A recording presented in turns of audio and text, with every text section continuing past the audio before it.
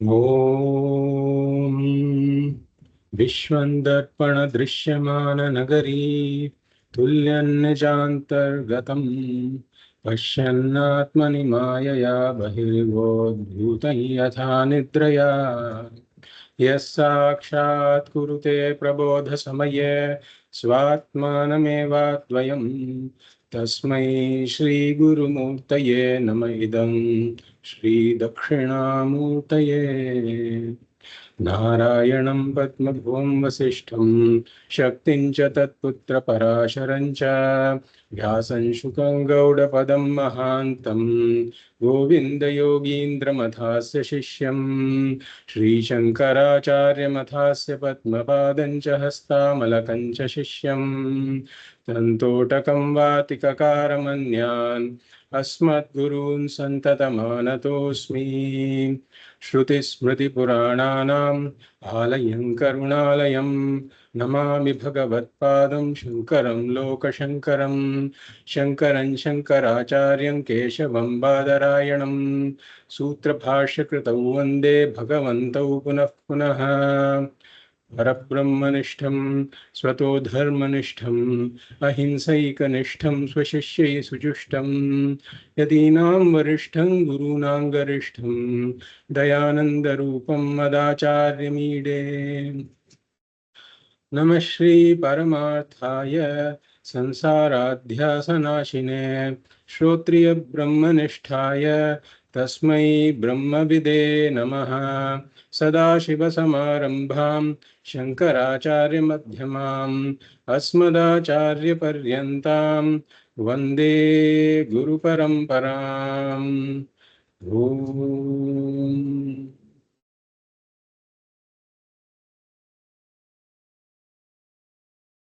तपोभिः क्षीणपापानां शान्तानां वीतरागिणां मुमुक्षूणामपेक्षोऽयम् आत्मबोधो विधीयते.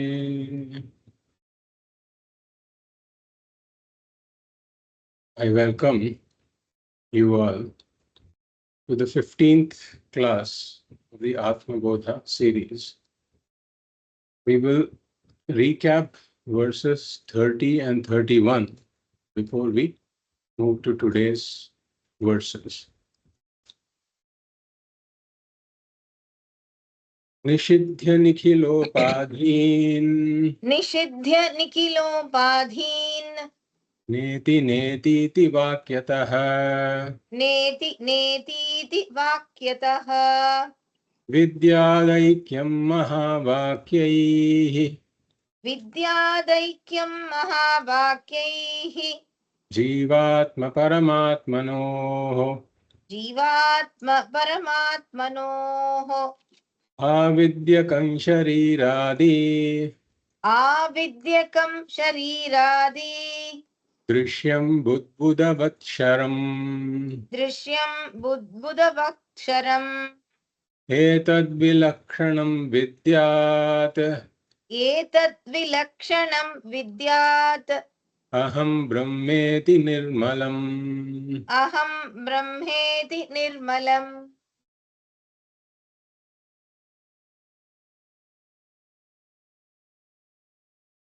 ब्रह्म सत्यम जगन मिथ्या जीवो ब्रह्मैव नापरः. This is the essential teaching of Vedanta, that Brahman is the ultimate reality. Brahman alone is the ultimate reality. The world that I see in front of me doesn't have its own existence. It is entirely dependent upon Brahman for its existence. And this Jiva is Brahman.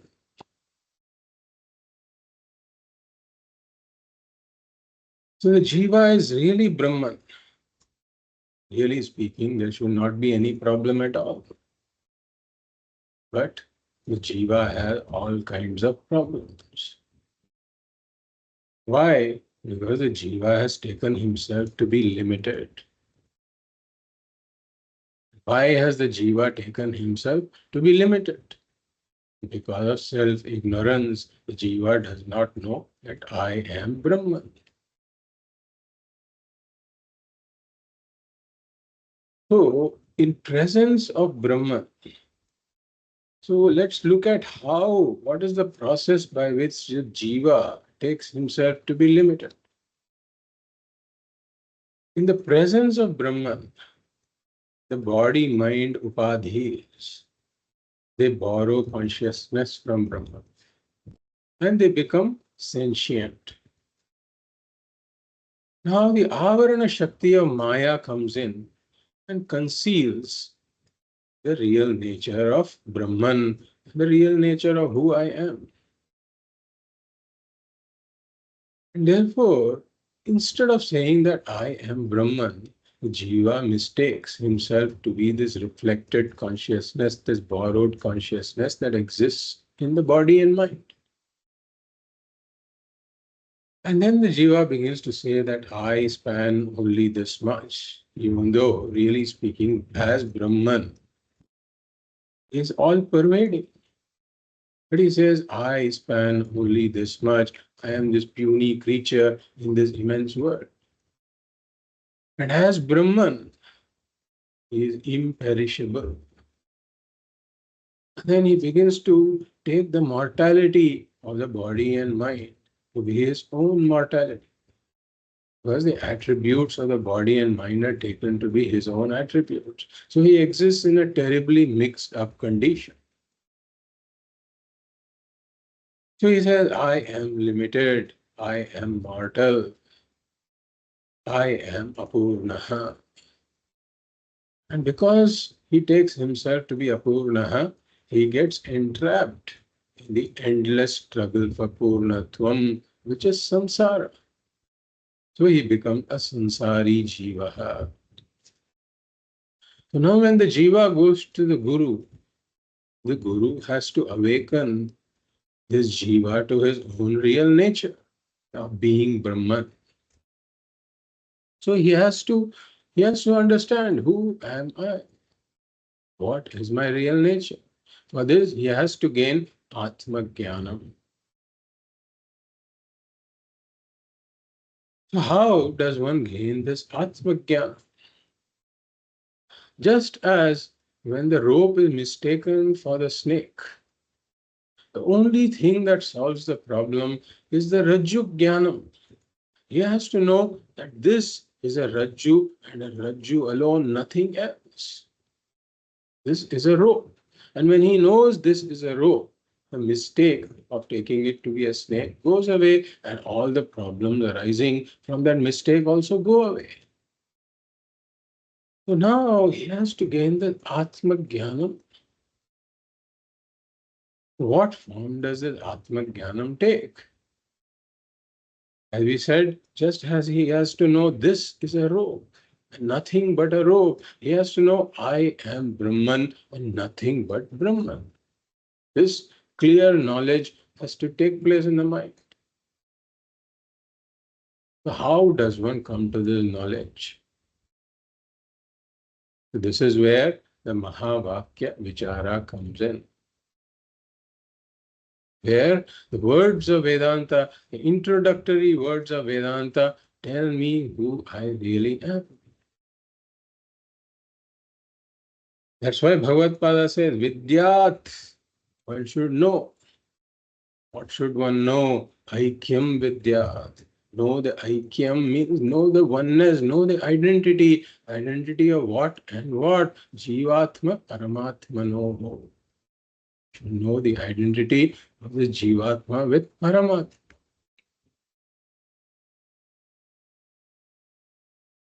And how do I know this identity?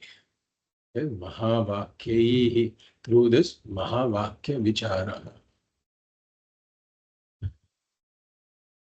So when the jiva listens to the Mahavakya, then the intellect has a lot of difficulty in accepting what it is saying. Because in the vision of the jiva, I am really limited. I am alpagyaha. I have limited knowledge. Alpa Shaktiman, I have limited powers. and I am karta, bhokta, I am under the control of the law of karma. Whereas Ishvara is sarvajnaha, has limitless knowledge. Sarva Shaktiman has limitless skill. And Ishvara is karma phaladata. The law of karma is wielded by Ishvara. The intellect resists this message. This is where we said that we have to dwell upon what meaning of the word of a certain word comes to my mind when the word is used. So we got into the discussion of the primary meaning versus the intended or the implied meaning of words. So just like we said, I want to buy a pot. If I say I want to buy a pot, then when I'm using the word pot, in it I'm including the total meaning of the word pot. It includes the nama rupa as well as the clay. And when I say I want to buy this pot, the seller also understands that I am talking about the total meaning of the word pot. So this is the vachyartha, the primary meaning of a certain word. But more often than not, we don't use words in the sense of the total meaning of the word. We use words where we are intending a partial meaning of the word, like when I say I ate a banana. At that point, I am not talking about the total meaning of the word banana because that includes the peel.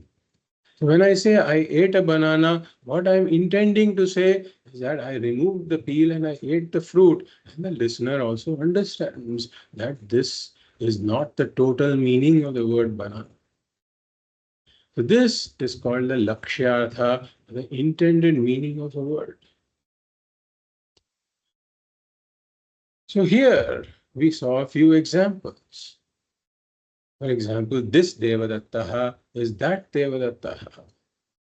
When I'm introduced, when I'm told that this Devadattaha is that Devadattaha, this Devadatta is bald-headed, he has got spectacles, and he has got a paunch, he's got a beard, whereas that Devadatta is a small child wearing shorts, hardly 2.5 feet, 3 feet tall.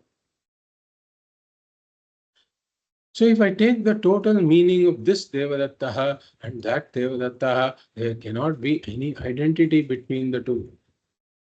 So when I see this, what does my intellect do? Even though there may be some initial resistance, I go past that resistance. How? By removing the upadhis. That's why Bhagavad is saying, Nishidhya Nikhilo Badhin. Set aside the upadhi. If you want to really understand what the Mahavakya is saying, set aside the upadhis, only then you will understand.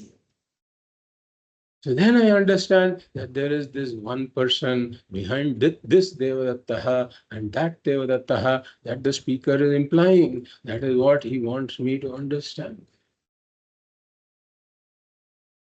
And this person is neither qualified by this Devadattaha nor by that Devadattaha. The qualifications are all set aside. This person, this one person who is behind this Devadattaha and that Devadattaha doesn't have either of those qualifications.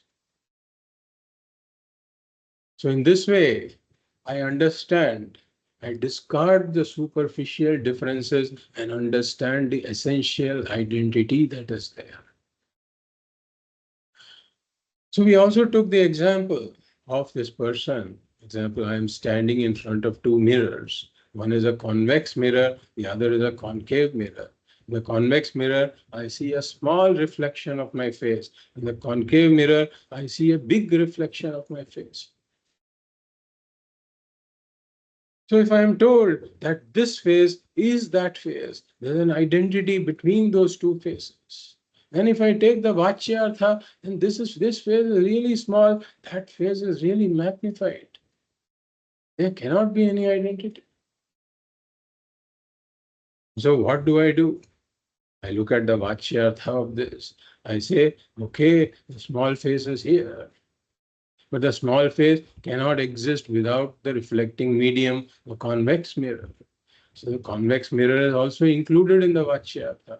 And the small face cannot exist without the original face. The original face is also included in the Vachyartha. So this is the Vachyartha of the small face. Now when I look at the big face, there I see the big reflected face. But then that cannot exist without the concave mirror, the reflecting medium. And the big face cannot exist without the original face. The Vachyartha of the big face also has these components, all these three components. And clearly there is no identity when I talk about the Vachyarthas. Therefore, what do? Nishidhya nikhilopadhin. I set aside the upadhis. I set aside the convex mirror. With that, the small reflected face goes. I set aside the concave mirror. With that, the large reflected face goes. What is left? There is just one original face in which there is no distance and no difference. This is the identity of the two faces. So in a similar manner, I have to understand the Mahavakya also. So if I take the Vachyartha, of the Jivatma, then Jivatma really refers to this reflected consciousness in the śarīra traya. Reflected consciousness in the śarīra traya. But then that cannot exist without the śarīra trayam, the sūkṣma, the sthula, sūkṣma and karana śarīras. So there is one reflected consciousness, three reflecting media. And the reflected consciousness cannot exist without the original consciousness, the Brahma Chaitanyam, otherwise called Atma in the context of the Jiva. So all of these three come together in the Vachyartha. Now if I look at the Vachyartha of the word Paramatma, and in it I have the reflected consciousness, the Brahma Pratibimbam, in what? In the prapañcha trayam. So I have the reflected consciousness and I include the prapañcha trayam, which is the sthula prapañcha, sūkṣma prapañcha and the karana prapañcha, otherwise called Maya. And the reflected consciousness cannot exist without the original consciousness or the Brahma Chaitanyam. Therefore, all of these, the reflected consciousness, the Panchatrayam, and the Brahma Chaitanyam are in the Vachyartha of the word Paramatma. And if I retain the Vachyartha, I will never be able to see the identity. Because the differences appear too immense for there to be any identity. Therefore, what do? Nishidhya nikhilopadhin. I set aside the two upadhis. How? Neti neti ti vakyataha. Through the Upanishadic statements that ask me to set aside the upadhis. Therefore, I set aside the śarīra trayam. With that, the reflected consciousness also goes. What is left is the Ātma, which is just Brahma Chaitanyam renamed. And here I set aside the śarīra trayam. With that, the reflected consciousness also goes. What is left is the Brahma Chaitanya. Therefore, there is this one Brahma Chaitanyam that is left behind. And in it, there is no distance and no difference. The distance between the Jivatma and Paramatma and the difference between the Jivatma and Paramatma were all caused only by the upadhis. In the original consciousness, there is no distance and no difference. Therefore, I look beyond the superficial differences and see the essential identity of the Jivatma and Paramatma. There is this one consciousness, which is what Jivatma essentially is, and that same consciousness the Paramatma also essentially is. So here there was a possible objection that was raised, that the differences from the standpoint of the upadhis are more than the identity, because The differences is from the perspective of the Sharira Trayam versus the Prapañcha Trayam. The three of those, the Sthula Sharira is very different from the Sthula Prapañcha, Sūkṣma Śarīra is very different from the Sūkṣma Prapañcha, and the Karana Sharira and Karana Prapañcha are again different. One is small, the other is large. And the reflected consciousness also is very different. One is a micro-reflected consciousness, the other is a macro-reflected consciousness. One is Vyashti Chidabhasa, the other is the Samashti Chidabhasa. So the differences are there from the standpoint of these four upadhis. But the identity is there only from the standpoint of consciousness. So why are you highlighting the identity? So this is where Bhagavad Pada says, Avidyakam śarīrādi drishyam budbudavat ksharam. Avidyakam. That all of these śarīrādi, meaning the Sharira Trayam and Prapañcha Trayam, all of those are products of avidya, or in other words, products of Maya. So if you look at the Sthula Shariram versus the Sthula Prapañcha, both are products of Maya. They exist in a lower order of reality. If we look at Sūkṣma Shariram and Sūkṣma Prapañcha, again they are products of Maya. They are mithya, exist in a lower order of reality. And if we take the Karana Shariram and the Karana Prapañcha, then that is nothing but Maya itself. And as we have said, Maya doesn't exist as an also. Maya has no independent existence. Maya is mithya. And therefore, all of the Sharira Trayam and Prapañcha Trayam are all mithya. Then what about the reflected consciousness? The reflected consciousness clearly depends on the Sharira Trayam and the Prapañcha Trayam, which is mithya, and therefore the reflected consciousness is also mithya. Therefore, all of these differences are because of mithya, which means that the differences are nothing but mithya. So the identity, on the other hand, is in the Brahma Chaitanya, and that is Satyam. So the identity is real, whereas the differences are not real.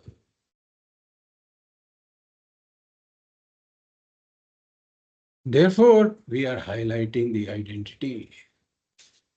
And there, all of these differences, they are all budbudavat ksharam, meaning they arise like bubbles.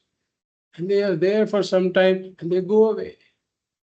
They become manifest, they become unmanifest, they come and go. That itself shows that they are all mithya. Therefore, one has to come to the real identity that exists between the Jivatma and Paramatma. The identity is the reality. So here, when the Guru says you, tat tvam asi, when the Guru says you, then initially the student has got the vachyartha in the mind for the word you. And with the vachyartha, the identity cannot be understood. And therefore, the student filters out the unwanted parts of the meaning of the word you. In the sense, the word I, the student understands it as I.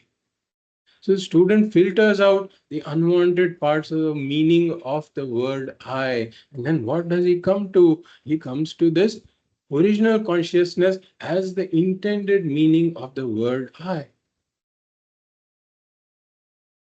And this original consciousness is one. Therefore, he says that I am this one original consciousness, which is manifesting as both the Jivatma and the Paramatma. Therefore, in other words, he says, I am Brahman. He comes to the Aham Brahmasmi Vritti.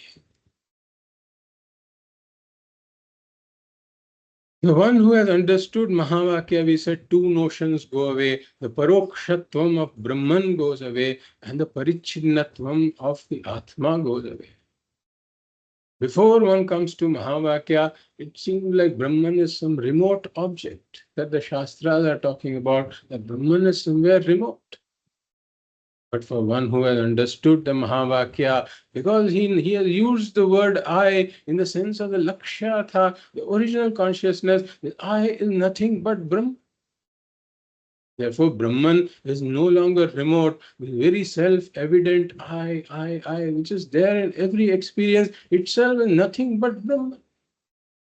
The parokshatvam of Brahman goes away, so the parokshatvam of Ishvara goes away.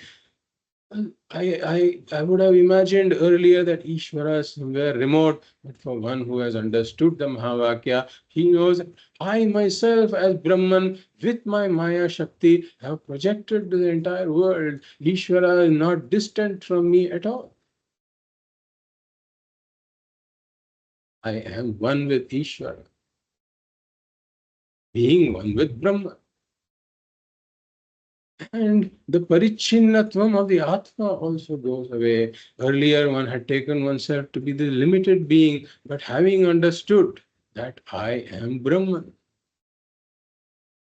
I understand that I don't have the threefold limitations of space, time, and object. I don't have any space-wise limitation being Brahman. Therefore, I am really all-pervading.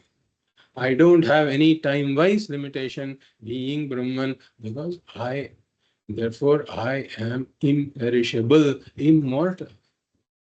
And I don't have any object-wise limitation being Brahman. Because wherever any object is, I am there to give it existence. It cannot exist without me. Therefore, I come to this one non-dual, aparoksha, aparichinna, Brahmatma. This is one non-dual, aparoksha, aparichinna, Brahmatma that is left in the student mind, and that I am. So this is how one comes to the Aham Brahmasmi Vritti, Aham Brahmasmi Jnanam through the Mahavakya Vichara. So now, if there is any resistance to getting this message, if the intellect is resisting this message, then it means that I have some problem in coming to the Lakshyartha. I am not able to set aside the unwanted parts of the Vachyartha in my mind. We have said the entire understanding has to take place where? In my intellect. Really speaking, there is no mix-up of the Atma and Anatma as we had discussed. Mix-up, the entire mix-up has happened in my intellect. The sorting out also has to happen in my intellect only. Therefore, in my intellect, I have to come to the Lakshyartha by setting aside the Vachyartha. So if I have any problem in setting aside the Vachyartha, then it means that the Atma and Anatma are still mixed up. There is a mix-up of the Atma and Anatma. So this is where we say that the Vivekaha becomes important. Atma Anatma Vivekaha has to be done through Avasthatraya Viveka, Dhritrishya Viveka, Panchakosha Viveka, through all of that. I have to come to this original consciousness versus reflected consciousness and reflecting media. I have to do this Viveka. When some two things are mixed up, being able to separate them is Viveka. So I have to do this Atma Anatma Viveka. So therefore Vivekaha becomes an important qualification. And similarly, I have to have Vairagyam. Because if I am clinging to Anatma, if I am longing for Anatma, if I am depending on Anatma, then that means that the Vairagyam is not there to the measure that is required. So when the Guru says you, at that point, if I'm still holding on to the Anatma, then again I will not be able to come to the Lakshyartha.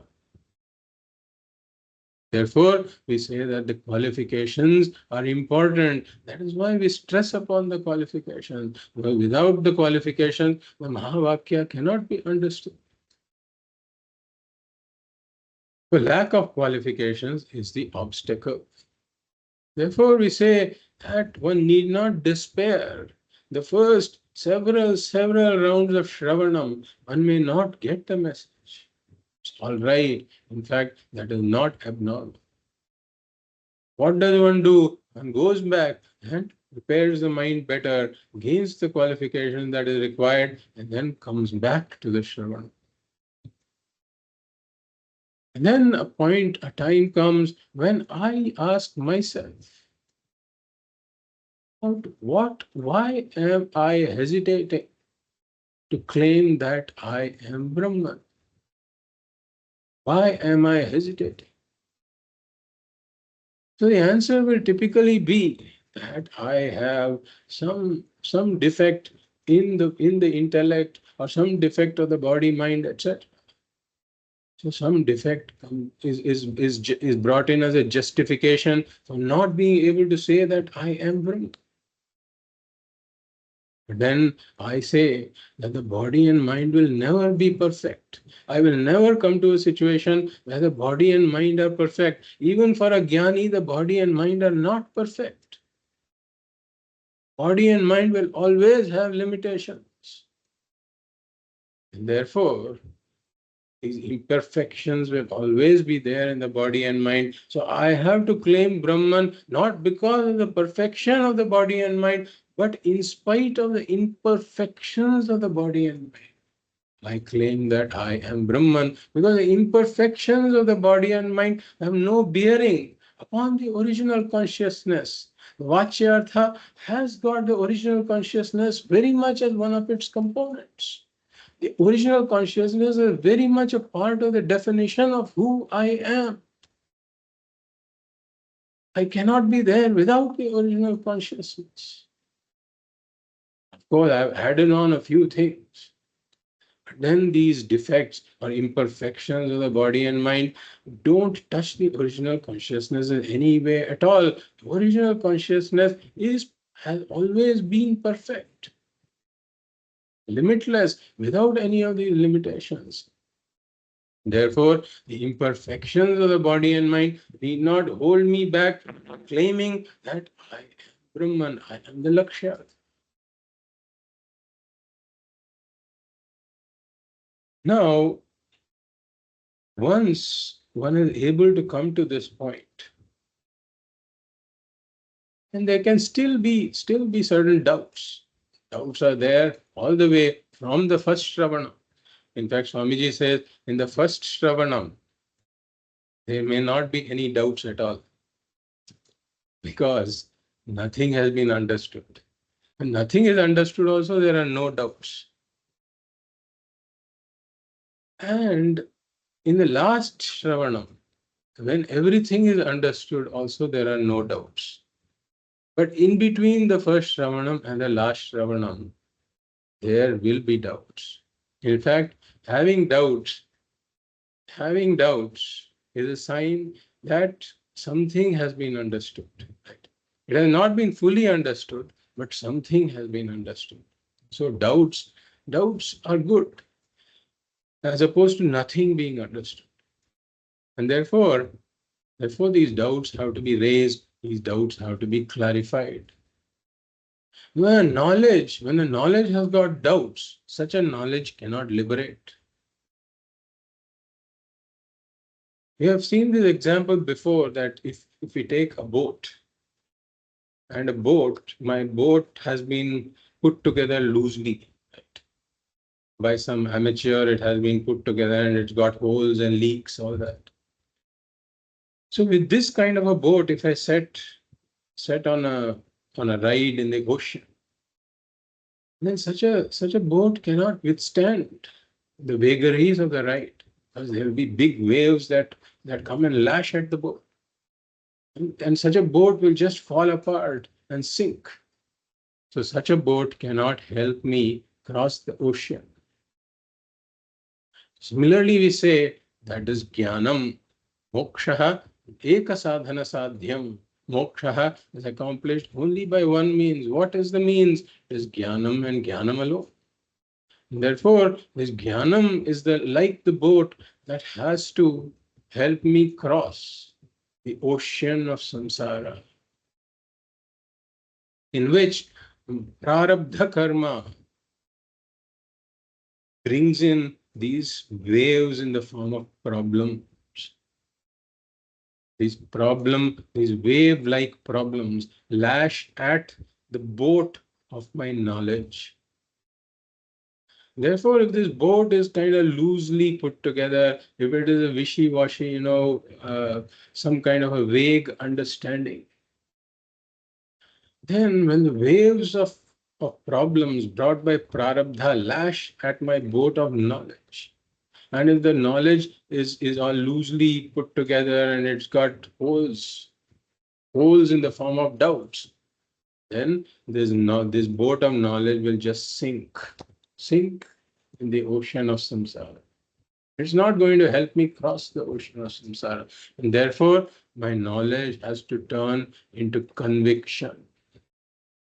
Conviction, unshakable conviction that this is indeed who I am. Just like this is a rope and nothing else, I am Brahman, nothing else, needs to be a firm conviction.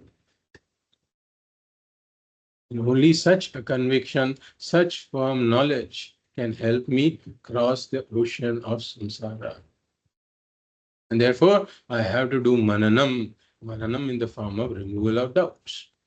And for one who has done this shravanam and mananam, there comes a point in time when there is the rise of doubtless conviction that I am Brahman. There is conviction that I am Brahman. So this is not like a sudden event where one sits for meditation and then suddenly there is some flash and then one suddenly gets this conviction that I am Brahman, nothing else. So we say it is more like a period of transition where doubts are gradually removed and the conviction grows, and finally one feels that there are not any doubts left. I'm totally convinced about it. So this is like a transition period, like the transitioning of darkness to dawn. Now, we look at this, the identification with the body and mind. It comes from two sources. There is identification due to ignorance, and there is identification due to habit. So, with Shravanam and Mananam, when this aparoksha jnanam that aham brahmasmi rises, and it is free of doubts, at that point, the identification with the body and mind because of ignorance is gone. There is no more this ignorance-based identification with the body and mind. Because one knows very well that I am Brahman. But the habit-based identification with the body and mind can continue. Like we give the example of the beggar. The person has been begging for 45 years. Begging in various parts of Mumbai, let us say. The railway station, at the temples and so on. He's a very, very experienced beggar who has been begging for 40 years. So now suddenly he gets the message from some uncle that you have inherited a lot of money. So in fact, he has become a millionaire. So now he has gotten this news and he has now also understood reasonably well that he is a millionaire. But then every morning, because of the momentum of the habit of the last 40 years, he gets up and he puts on his rags and starts to go towards the begging destination where he begs. And he realizes, oh, I don't need to do this anymore. And sometimes when he is just sitting there and he sees a crowd of people, he suddenly extends his begging bowl, saying, give me something. And then he slaps himself on the wrist and says, I don't need to do this. So we say that the position of this person who has now gained the doubtless knowledge, who is still got this identification due to habit, is like this beggar. So this, even though this ignorance-based identification is not there in moments of clarity, this habit-based identification can come in moments of crisis. So the samsari jiva comes back purely due to habit, not due to self-ignorance. And so this habit-based identification, it can obstruct the emotional benefits that one should derive from the knowledge. Because if there are problems that come, if there are crisis situations, then what happens is that I respond due to habit. In crisis, when I don't have the ability to step back and think more about the situation, I respond out of habit. Habit is nothing but the subconscious mind. The subconscious mind takes over in times of crisis and dictates the responses. So if I have to derive the emotional benefits of this knowledge, then Vedanta has to be pushed into my subconscious mind. Vedanta has to become my habit. So prarabdha will bring bad news, prarabdha will bring worse news, and prarabdha will bring the worst news. And in all of these, I should be able to know at that point, get the benefit of the knowledge that I am really Brahman. And as Brahman, I am not affected even by the worst news. And therefore, I have to be able to invoke this knowledge at that time in order to get the benefit of it. And finally, I should be able to say, so what? Initially, there may be a what, but that should be followed by a so what. Now, what happens is that there is a what, but then if the mind goes on its own trip, then the so what may come a lot later. In between, I don't derive the emotional benefit. So the what has to be, I have to come to a situation where the what is almost instantly followed by a so what. And for this, we say that this kind of a situation is not unexpected. And it is easier to deal with the habit-based identification than it is to deal with the ignorance-based identification. The ignorance-based identification is a much bigger problem. And if we have solved the ignorance-based identification, we have solved a big part of the issue. In fact, moksha is no longer a goal for such a person. Moksha is not something to be achieved. And he understands that I am essentially free. He understands that. He knows that liberation is not something I have to achieve. What is missing is purely the emotional benefit. Emotional benefit of the knowledge alone is missing. So this is why Nididhyasanam is required. Nididhyasanam is required in order to deal with this habit-based identification so that I can get the emotional benefits. So what is Nididhyasanam for? So first we should see what is Nididhyasanam not for. Be very clear about what Nididhyasanam is not for. So Nididhyasanam, a Vedantic meditation, Vedantic contemplation, What is it not for? Number one, it is not for jnanam. Not for jnana. Not for gaining jnana. If I think that I still have to gain this jnana, then Nididhyasanam is not going to help me gain this jnanam. I need to remove the ignorance. For that, I need to come to the Aham Brahmasmi Vritti. For that, I have to do the Mahavakya Vichara. For that, I have to do Vedanta Shravanam and Manam. That alone is going to give me the Jnana.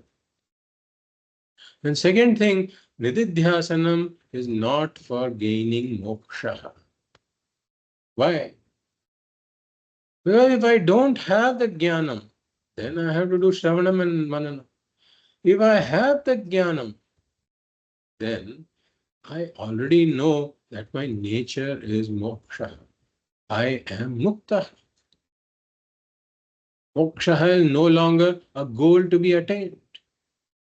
Therefore, Nididhyasanam is not for moksha also. If I think that moksha is a goal to be attained, again, I need to do Shravanam and Mananam until I understand that moksha is not a goal to be attained. Then is Nididhyasanam for gaining some extraordinary experience? We say Nididhyasanam is also not for gaining any extraordinary experience. The aim of Vedanta is not some extraordinary experience also. The aim of Vedanta is an extraordinary knowledge that tells me that I am the extraordinary Brahman in every mundane experience. Therefore, the aim is not some extraordinary experience also.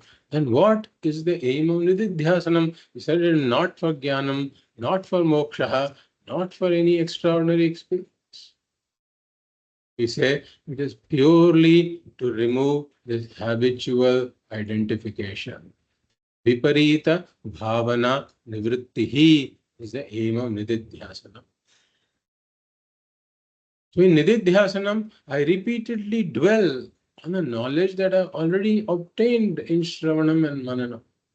In fact, in Nididhyasanam, I relive the Shravanam. In the absence of the Guru, in the Shravanam takes place in the presence of the Guru. In Nididhyasanam, I relive that Shravanam by recalling the teaching by myself. In fact, one example that we give is when one learns to ride a bicycle. Then at the time one rides a bicycle, there's somebody holding the bicycle, right? And then first time, the parent may even teach the child that you pedal like this, right? So the child is taught how to pedal. So once the child starts to find the balance and starts to do some pedaling himself, then the child needs to do it without somebody holding it, without the help of the mentor. So similarly here, in the presence of the Guru, the Shravanam takes place. But in Nididhyasanam, I attempt to do that same thing myself. And then I dwell on this for man hours and man hours and man hours. This is a bit like the pickle. If you take a pickle, right, then the pickle marinates in brine. Pickle marinates in brine. That's when the brine really gets into the pickle. It has to marinate in the brine for a length of time. So similarly, the student has to marinate the mind in the brine of the Vedantic teaching. Mind has to soak in the teaching of Vedanta. It has to immerse itself in this teaching. I have to form a new habit. I have to erode my past habits and form the new habit based on the teachings. So in Nididhyasanam, I entertain Vedantic thoughts, Brahma Satyam, that Brahman is the only reality. Jagat is Mithya, Jagat belongs to a lower order of reality, and I am Brahman. I can dwell upon take any area and dwell upon it. And Nididhyasanam itself can take three forms. The first is called Brahmabhyasa Rupa Nididhyasanam. Brahmabhyasa Rupa Nididhyasanam. In this, I can be sitting with my open eyes. I may be standing, walking, eating, or even sometimes we lie down in the bed. And sometimes, for various reasons, I'm not getting sleep. I'm tossing and turning about in the bed. At that time also I can immerse the mind in Vedantic teaching. So at that time, so this Brahma Abhyasa Rupa Nididhyasanam, one doesn't need any special time, special place. It can be done anytime, any place. Or when there is a tendency for worry to come in. For example, there is some uncertainty, some uncertainty, uncertain situation. So in this kind of a situation also, I can turn the mind towards the teaching instead of coming to the habitual response. Or there may be a situation where I am about to judge myself, that I am no good, I am, suffering. Right? So when this kind of a habitual judgment is about to come in, at that point I can be alert and then bring in the Vedantic teaching. So this is Brahma Bhyasa Rupa Nididhyasana. The second one is Shravana Bhyasa Rupa Nididhyasana. And even though the knowledge has taken place through Shravanam, I can continue the Shravanam because the subsequent Shravanam themselves then become Nididhyasanam for me. When the Guru is teaching about Atma or Brahman, Guru says Atma is so and so, Brahman is so and so. Mentally, I can replace Atma and Brahman with the word I and see the truth of what is being said with respect to myself. And then the third is Samadhi Abhyasa Rupa Nididhyasanam. So in this, I take a specific, I try to form a habit where I meditate every day, sitting in a particular place, in a quiet place, in the early mornings or during in the evenings or both. I try to find the time and close my eyes and dwell upon the Vedantic teaching.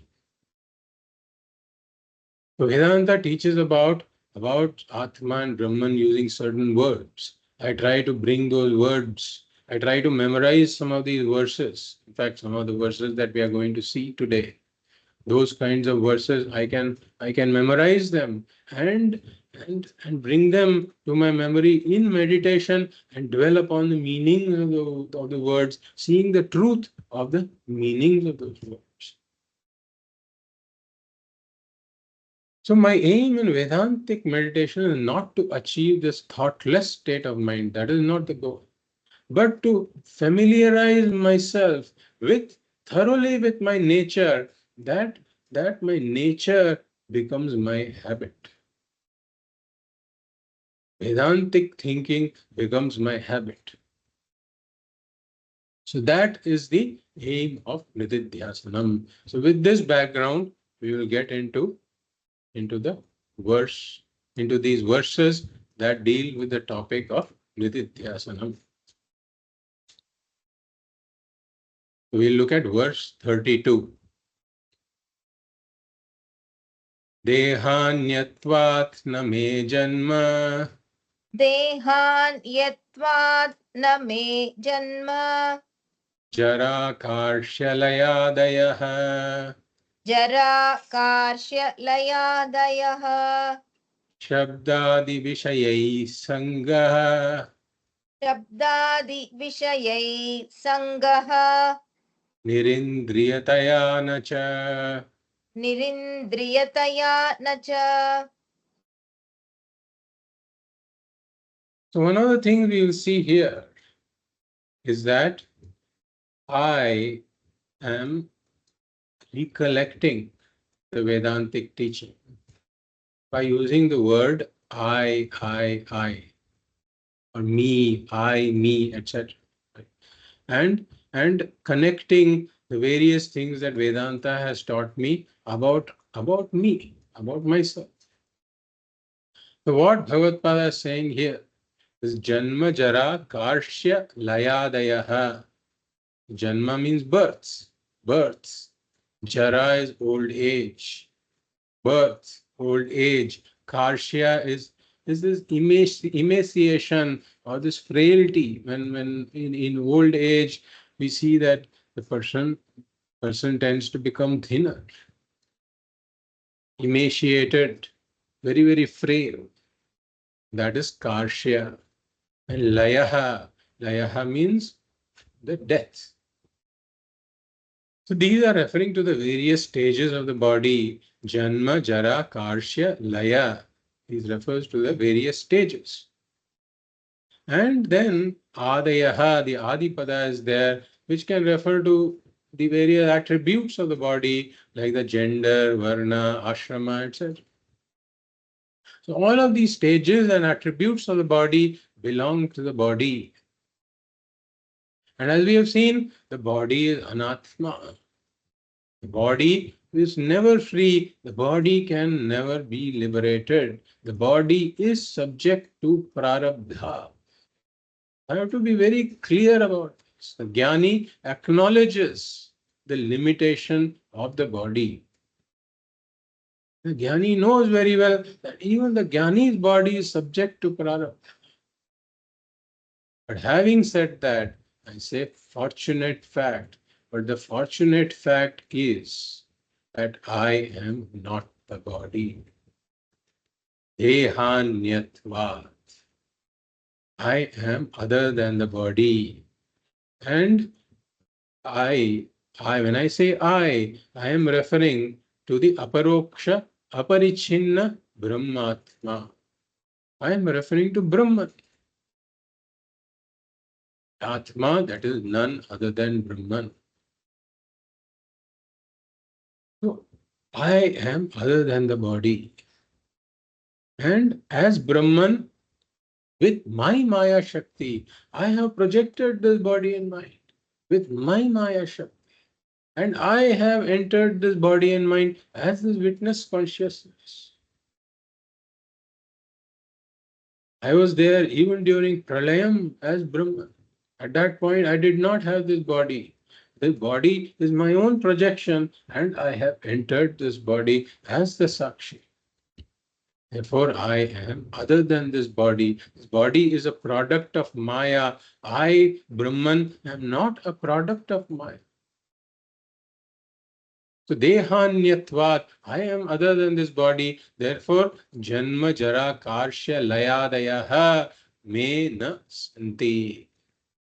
All of these properties of the body, they belong to the body, not to me. Again, when I say when I say I, me, etc., I have to be very clear. I am referring to the lakshyartha, not the śarīra trayam, not the reflected consciousness, but the original consciousness. So Vedanta is not about the śarīra trayam and the reflected consciousness becoming liberated. They will never become liberated. So Vedanta is about revising my conclusion and shifting my vision of who I am from the Vachyartha that includes the body and mind. I shift my vision of who I am from the Vachyartha that includes the body and mind to the Lakshyartha, which is the Satyam Brahma, which is ever liberated, which doesn't need to be liberated. Like Swamiji says, Anatma cannot be liberated. Atma need not be liberated. Why it need not be liberated? Because it's already liberated. There is this component of my vachyatha that is already liberated. So I am turning my attention to that component and I'm shifting my eye from this anatma, body, mind, to this lakshyatha that is already liberated. So Swamiji says another beautiful thing in the context of Nididhyasanam. Says Nididhyasanam is all about learning to think like Brahman. That Brahman clearly cannot think because Brahman is changeless. For thinking, you need the mind. But let us imagine that if Brahman could think, what would Brahman say about itself? That is exactly what I say in Nididhyasanam. So all of these verses are like Brahman that is talking. I, who is identifying myself with Brahman, I am doing this thinking like Brahman. So prarabdha cannot touch me. Brahman, prarabdha cannot touch me at all. This body and mind are slaves to prarabdha. But they cannot touch me. Therefore, all of the janma, jara, karshya, layadaya, etc., I don't have any of that at all. So if we look at one important word that we have talked about before, which is asangaha, and that is I also mentioned in the fundamentals of Vedanta class that it is one of my personal favorite words in Vedanta. What does this word asangaha mean? I am asangaha. Means that I don't have sangaha with anything. I don't have a relationship with anything at all. When I say I, again, we are referring to Brahman. So what kind of relationships can be there for anything in the world? There can be three types of relationships. One is called sajatiya sambandha, meaning an object can be related to another object of the same jati, meaning of the same species. Like a human can be related to a human, or a dog can be related to a dog. That is sajatiya sambandha. So Brahman is only one. Atma, which is Brahman, is only one. So there cannot be any sajatiya sambandha because there is no another one of the same species. Next kind of relationship is vijatiya sambandha, where an object of one species is related to an object of another species. Like a human can be related to a dog as the owner and the owned, owner and the pet. But then, is there vijatiya sambandha in Brahman, in Atma that is Brahman? In me, we say there is no vijatiya sambandha at all because Brahman is Satyam. And what is other than Satyam is Mithya.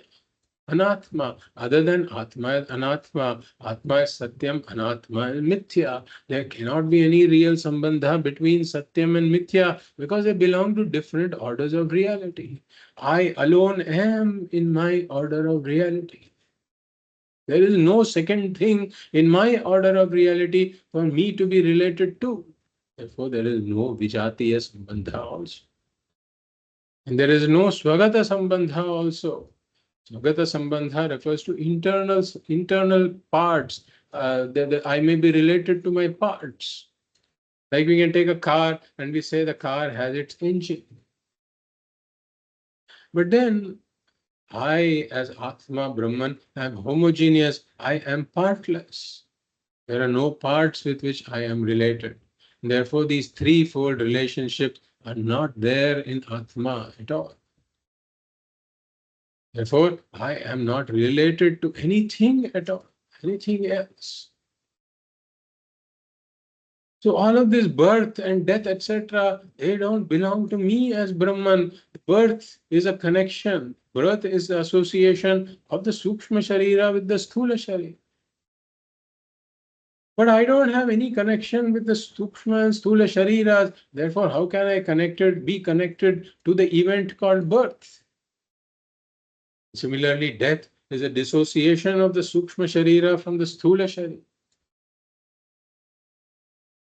Again, an event in which the sthula and sūkṣma śarīra participate. It's an event concerning those two bodies. The death is an event concerning those two bodies. But I am not connected to those two bodies at all, being asanga. Therefore, even death does not belong to me. So birth and death don't belong to me. Then what about the other stages that are in between, like jara and karshya? If birth and death itself don't belong to me, how can jara and karshya belong to me? So I have no connection at all with janma, jara, karshya, layadaya. So dehanyatvat na me janma, jara, karshya, layadaya shabdadi vishayaihi sangaha nirindriyatayanacha. So nirindriyataya. I don't have any connection with these sense organs also. These sense organs of action. Karmendriyas, sense organs of knowledge. Jnanendriyas, I have no connection with them, being asanga. So the sense organs are the ones that contact the sense objects. The sense organs have a connection with the sense objects. But I don't have any connection either with the sense organs or the sense objects. Therefore, nirindriyataya, because I have no connection with the sense organs. I have no connection with the sense object. I have no contact with the sense objects also. So there are all these sense objects like shabda, sparsha, rupa, rasa, gandha. Sometimes these sense objects are not conducive. Sometimes one may hear piercing words from somebody, hurting words, insulting words. What Bhagavad is saying, Shabdadi Vishayaihi Sangaha Nirindriya Tayanacha. I don't have any connection with these shabdas. The shabdas are directed towards this particular body-mind individual, but I am not the body-mind individual. Therefore, a person who has really understood the message of the Mahavakya, who has come to the Aham Brahmasmi, can never say, I am hurt, I am insulted.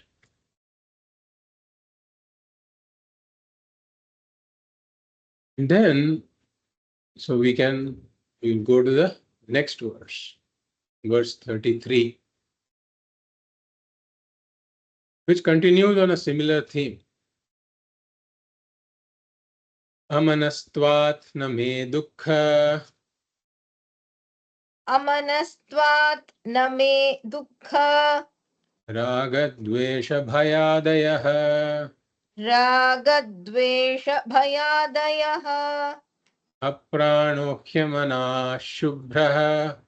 Aprano hyamana shubhrah.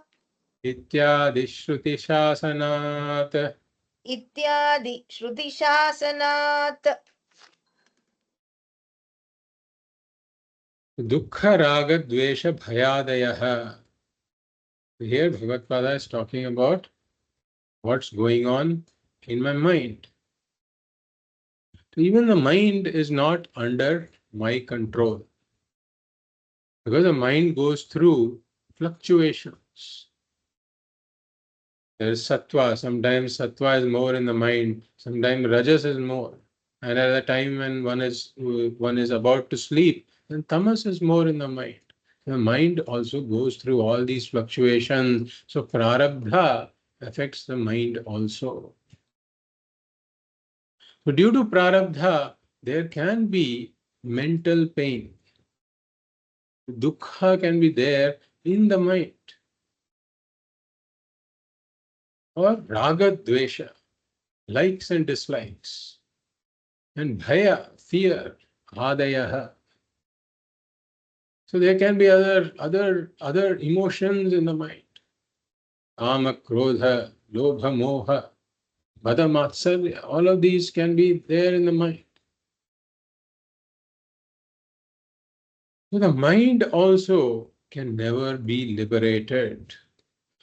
I can say that the mind also can never be liberated. The mind will have its imperfections. Even a jnani's mind is not perfect. But the fortunate fact is, I am not the mind. Just like I said with the body, I can say with the mind also, mind is anatma. Therefore, amanastva, amanaha, I am amanaha. I am not the mind. Amanastvat, because I am not the mind. All of these dukkha, raga, dvesha, bhayadayaha me na santi. They are not in me. They are not in me. This aparoksha, aparichinna, brahmatma, the original consciousness. All of these are not in me. Me dvesha ragau, me lobha mohau, mado naiva me naiva matsarya bhavaha. न धर्मो न चाथो न कामो न मोक्षः चिदानंद रूप शिवोहम शिवो. That's saying, me dvesha ragau. How is he saying all this? Raga and dvesha may be there in the mind, but I am not in the mind. I am Brahmatma. That is why Bhagavad says, Amanastva me dukkha raga dvesha bhayadaya. And aprāṇah. So I am not the pranamaya kosha also. So we have negated the annamaya kosha, negated manomaya kosha, negating the pranamaya kosha. The prana are also under the control of prarabdha. All of this breathing, circulation, digestion, etc. That will take a hit as the body grows older. All of these different faculties and capabilities of the prana, they also come down. That is the nature of the body. That is the nature of the prana. So they can have issues. They will have issues. The pranas will have issues. There will be days when the digestion is good. There will be days when the digestion is bad. So all of those fluctuations will happen in the pranas also. Fortunately, the fact is, I am not the pranas. Yamanaha, I am not the manaha also. Shubhraha, I am ever pure, not affected by any of these, being asangaha. So aprano hyamanaha shubhraha. Here, ityadi shruti shasanat. Bhagavad is taking a quote from the Muṇḍaka Upaniṣad. Aprano hyamanaha. This is a quote. Shubhraha. This is taken from the Muṇḍaka Upaniṣad. That I can recall in Nididhyasanam. So we will go to the next verse. So all of these verses, we encourage that we can get these by heart and use them when I meditate. Etasmat jayate prāṇah. एतस्मात् जायते प्राणः Manas sarvendriyani cha. मनः सर्वेन्द्रियाणि च Kham vayu jyotirapah. कं वायुर्ज्योतिरापः Prithvi vishvasya dharini. पृथिवी विश्वस्य धारिणी. So this, yes. It is in which verse, Satyanji? Number? Yes, actually, this particular verse is a bit is a bit of an abnormal, a bit abnormal in this current flow of things. And therefore, it is not there in a lot of that Atma Bodha texts. In the Ramakrishna mission book, it is there, but in some of the other texts, it is not included. Like in the Tika, it is not there. And so, even Swamiji has pointed this out that this verse looks somewhat abnormal in the flow of things. Therefore, we have not given this verse any particular number. We have just included it in our study. So this earlier verse, we have numbered it 33. We have not given this verse any number. And then we will come to verse 34 next. So this is lifted, this entire shloka, it is actually a mantra from Muṇḍaka Upaniṣad, which is verbatim placed here.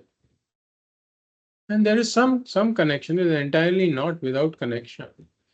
What it is saying is that etasmat, meaning from this Brahman, from this Atma, from this Brahman, prāṇah, manaha, sarvendriyāni, kham vayuhu, jyotihi, apaha, prithvi. So all of these, kham, vayuhu, jyotihi, apaha, prithvi, all of these 5 subtle elements originate from this Brahman, from this Atma, that is Brahman. So in Nididhyasanam, I can say, from me, all of these originate. Kham refers to akashaha. Kham means akashaha. Vayuhu, and then jyotihi refers to agnihi. Apaha refers to jalam, and prithvi. All of these 5 elements. Prithvi, vishwasya dharini means prithvi, that is the support of all of these beings, of support of the entire world. So that all of these elements originate from etasmat, from this Atma, that is Brahman. And in other words, in Nididhyasanam, I can say they originate from me. And not just the subtle elements, but prāṇah, manaha, sarvendriyāni. So the entire sūkṣma śarīram, that includes the manaha, prāṇah, buddhihi, all the indriyas, they are all the sūkṣma prapañcha. The entire sūkṣma prapañcha also originates from me. So I am reminding myself that I am Brahman, from which the entire prapañcha, sūkṣma, the sthula prapañcha has come out through my Maya Shakti. That is the gist of this verse. We will enter the next verse also, and we may not be able to complete it today, but we will just do a part of it. Nirguno nishkriyo nityaha. Nirguno nishkriyo nityaha. Nirvikalpo niranjanaha. Nirvikalpo niranjanaha. Nirvikaro nirakaraha. Nirvikaro nirakaraha. Nitya muktosmi nirmalaha. Nitya muktosmi nirmalaha. So these here Vedanta provides me various words, and various words which I can use in Nididhyasanam in order to reflect on my own nature, to contemplate on my own nature. So these words are not meant to be descriptive words, words that add something to Atma. These are not descriptive words. But these words, if you see, they are all negations. Nirgunaha, nishkriyaha, nirvikalpaha, niranjanaha, nirvikaraha, nirakaraha, nirmalaha. So majority of the words here are negations. So they are all meant to negate some adhyasa or the other that I have falsely superimposed on the Atma. Because of habit. So in Nididhyasanam, now we are no longer talking about because of ignorance. Because of habit, I superimpose. So it is meant to negate all such superimpositions by understanding, by recalling the nature of Atma. So atasmin tad buddhi adhyasa, in the not that, I superimpose that. So it is meant to negate all such superimpositions. So each word negates some particular habitual error.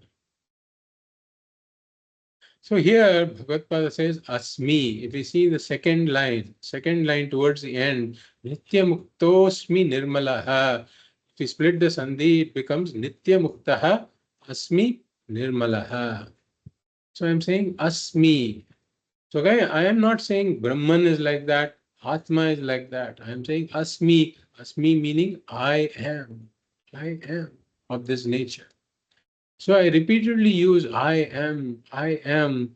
So, so in order to help me remove all of these superimpositions that I do habitually upon myself. The first word here is nirgunaha. So I have to recall that whatever attributes I impute to the Atma, they are only incidental attributes. They are incidental to Atma. They are not intrinsic to Atma. For example, if I take the example of clay pot, then where does this potness belong? The potness, because the pot doesn't have its independent existence. Where do I place this potness? So I have to place the potness in the clay only. I cannot place it anywhere else. But then, is this potness an intrinsic attribute of clay? Is it an inherent attribute of clay? I have to say no. It is not an intrinsic attribute of clay. It is not an inherent attribute of clay. It is only an incidental attribute of clay. So similarly, every attribute really belongs to some upadhi, and it is only seemingly transferred to Atma. Like the red flower seemingly transfers its redness to the crystal. The crystal is not inherently red. Similarly, every upadhi seemingly transfers its attribute to the Atma, but intrinsically it is not there in Atma. So are there any attributes in Atma? We say every attribute belongs only to the drishyam. Atma is a drik. Every attribute belongs to the drishyam. Every attribute belongs to the seen, never to the seer. And since the seer can never be the seen, the drik can never be the drishyam, the drik has to be essentially attributeless, and therefore it is nirgunaha. Atma is attributeless. I am attributeless. So whatever attribute I may habitually impute to myself, I have to understand that that attribute has to belong to some drishyam. So I have to find some drishyam to which it belongs. For example, a person says, I am in pain. I am in pain. Then the doctor asks the person, so what is giving you the pain? He says, my body is giving me the pain. The doctor asks, is the whole body giving the pain? So he says, no, my legs are in pain. So are both the legs are in pain? So he says, no, left leg is in pain. So the entire left leg in pain. He says, no, my left knee is in pain. So he starts with, I am in pain. And when he looks into it, what does he discover? The left knee is in pain. Similarly, if I'm attributing anything to myself, I have to localize it. See where it belongs. It will invariably belong to some upadhi or the other. The Atma, I am nirgunaha. Every attribute can be localized to some upadhi or the other. I am nirgunaha. Pujya Swamiji points out, says, the day when I stop judging myself, I have made it. I have understood Vedanta that at that point. The day I stop judging myself, I should refuse to place any attribute in the Atma and localize it to the Upadhi to which it belongs. This is Nirguna. So we'll continue with this verse in the next class. So each of these words requires some dwelling upon to really see what is it that is negating, what is it that I habitually tend to attribute to myself that these words are negating. So we'll dwell more on these in the next class. Om Purnamadah Purnamidam Purnat Purnamudachyate Purnasya Purnamadaya Purnamevavashishyate. Om Shanti Shanti Shanti. Hari Om Shri Gurubhyo Namaha. Hari Om.